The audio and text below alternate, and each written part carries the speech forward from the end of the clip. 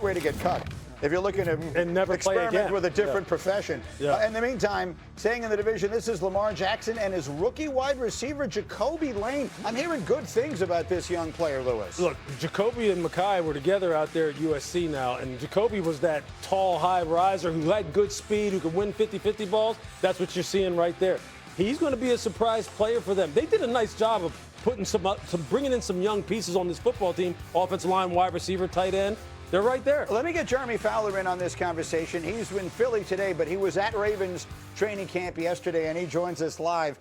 Now, Jeremy, what stood out to you yesterday watching Lamar on the field with Jacoby Lane and the rest of that Ravens offense?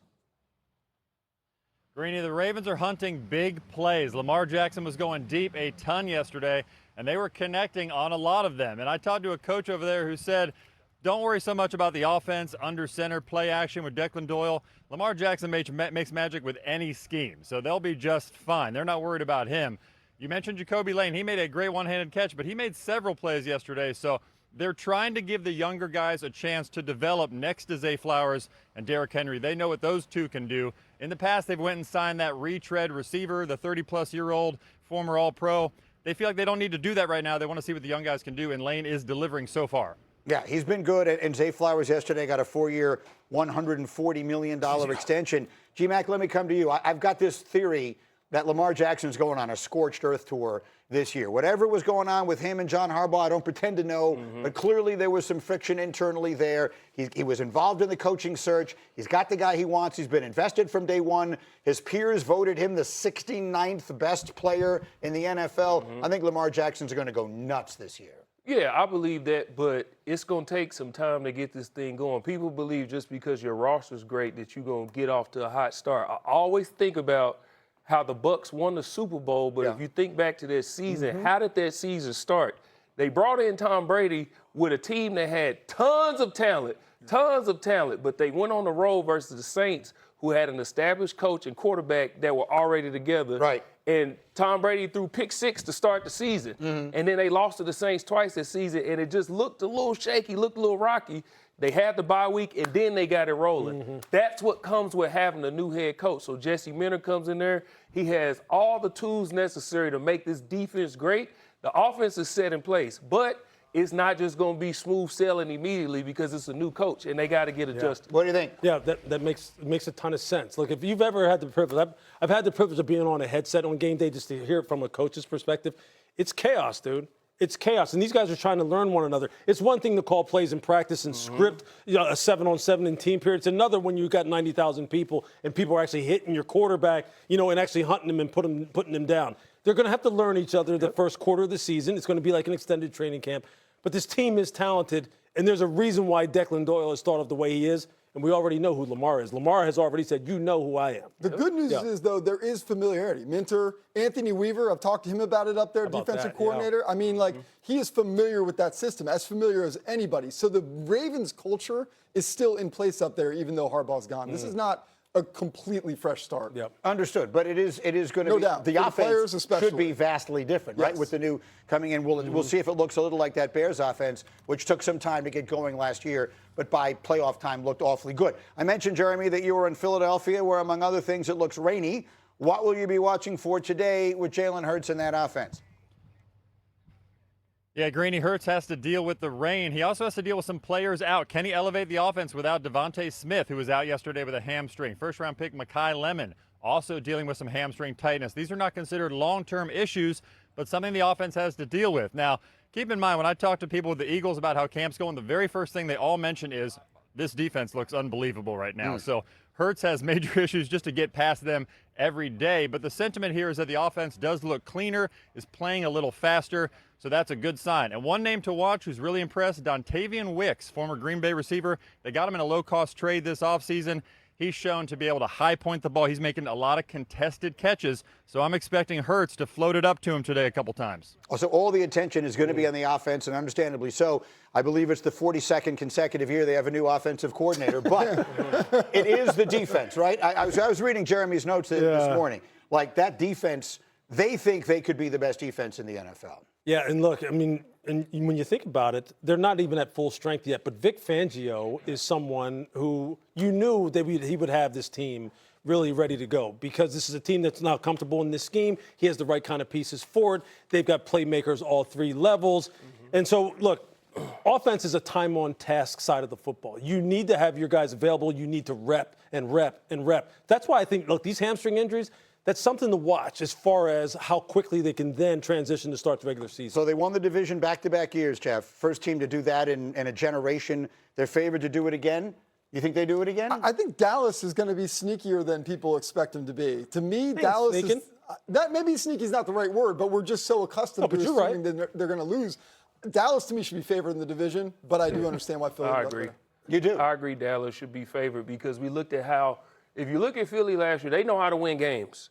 But if you look at the offense, was like, I really don't know. And now you got a total new offensive coordinator, whereas Dallas, they go into the second year with this group, and they were a top offense last year. Well, now they have the pieces on defense to add to it. They could score. They couldn't stop nobody. That's right. So going back to Philly, I mean, we have Jeremy, here. What's the update on Jonathan Grenard as far as his pec injury? Is there any update as far as how he's feeling? I have just a moment. Jeremy, you will either find that out today or do you already have something on that?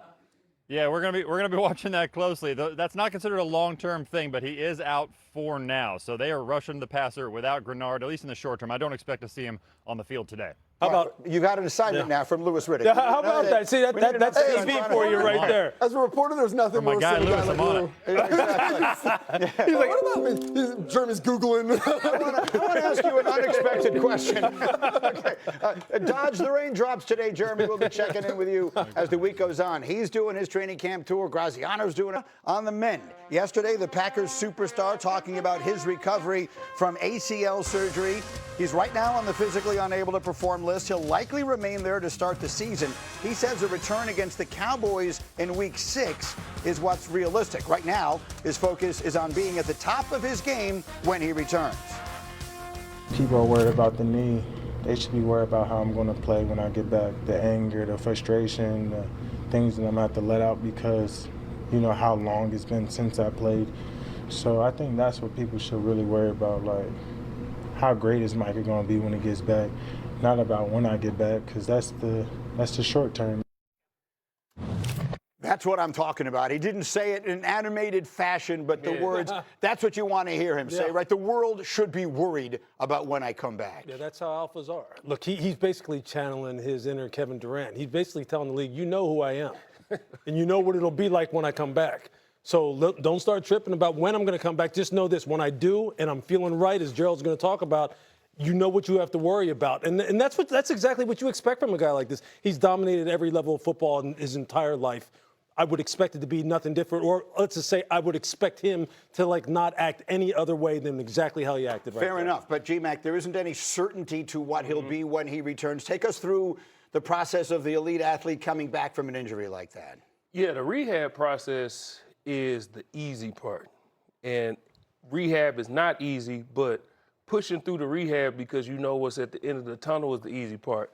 What I want to talk about is that play. And when I say that play, that's what you need to be afraid of. When Micah's talking about be afraid, it's that play. And that play is when he makes that plant on that knee, because when you tear your ACL, or like I did a quad tendon, it controls your change of direction. So you're nervous about planting on that knee or getting pushed on that knee, and Micah's going against 350-pound linemen. But when you have that play where you plant on that knee or you got to change direction and chase Caleb Williams and you feel nothing, that's what he's talking about. And that's when the league should be scared, because when he don't feel nothing in that knee and he feel like he's Micah again, league is in trouble. So do you think when he comes back, he's Micah again? I mean, whenever it is he sets on the field, he will be the Micah Parsons right away that we expect? Well, it might take him a game or two, but because he's elite athletically and he's far beyond most athletes, he'll be all right. But a game or two, not like the rest of this season. Okay, fair enough. So then what does all this, Jeff, what does all this mean for a team that is thinking championship thoughts? Right, well, the good news is that they're also taking a somewhat conservative approach. So when he does come back, it should be at a point when he's ready to have the immediate impact. The problem with it is he has to have the immediate impact because we are looking at Week 6. He obviously has his eyes on that Cowboys game. That is October 18th. exactly 9 months from when that surgery took place was September 29th. Right. He has been very clear that he doesn't want any football. The Packers don't want him playing in any football games until after that date. That will give him 2 weeks of a ramp-up period. So you have to keep your eyes on that rematch game against the Cowboys, revenge game on his mind, coming back from the ACL. That is the game that should be circled on everybody's calendar. Look, they looked like a championship team when he went down, and they didn't win another game without him. What does this mean for the Packers this year? Look, but Micah, in many, many ways, really determines the fortunes of this football team because, look, you can quantify how much their pass rush suffered when he was out. I mean, statistically, objectively, you can look at it and go, look, they need him on the field. They just do. They have no other profile anywhere close to that. They just don't. And look, a lot of times when you're acquiring somebody like that, you're going to have to give up something to get something special like this. You can't, like, hoard all the guys that look like him. So that's why when you have him on your football team, I mean, look, Gerald knows this. When you have guys like this, you're telling offensive linemen, stay away from him, stay away from his knees. Yes. You got to put him in bubble wrap until you get to the game on Sunday. Unfortunately, he got hurt playing the game. So look, we know how important he is to this team. Hopefully they can come out of the first quarter of their season at least 500 and roll from there. They're a team, I feel like, for the Green Bay Packers, are getting a little less attention than normal. I'm talking, does Detroit bounce back? Can the Bears take the next step? The Minnesota quarterback situation? What do you expect from the Packers this year? Well, if you look in that division, nobody's running away with the division. Anybody can really win this division, including the Vikings, because the Vikings had a great defense, and depending on how Kyler Murray plays, they could even have a chance to win this. So people counting out the Packers, that's a mistake because this division is up for grabs. Final word. The parity in this division is also what makes it very tricky. They have to get out to a hot start. They cannot afford to go slow without Parsons. Might be the most interesting part of the country to watch. That's the NFC North. We'll go to the AFC North. Fired up, excited, lots to talk about, lots to get to. Gerald McCoy is here for the very first time. Yes, I am. And we welcome you with breaking news literally seconds ago. I take you to Adam Schefter's Twitter.